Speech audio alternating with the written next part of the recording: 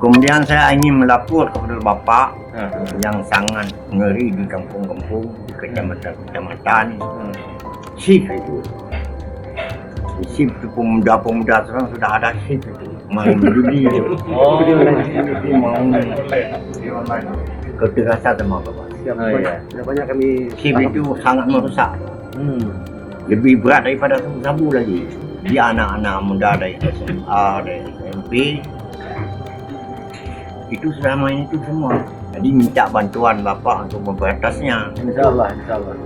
Secara langsung Pak. Ya. Siap.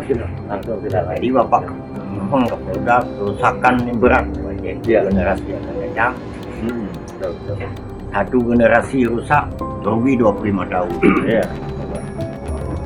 Insyaallah Pak, kita akan cari akar permasalahan kemudian kita tidak lanjut.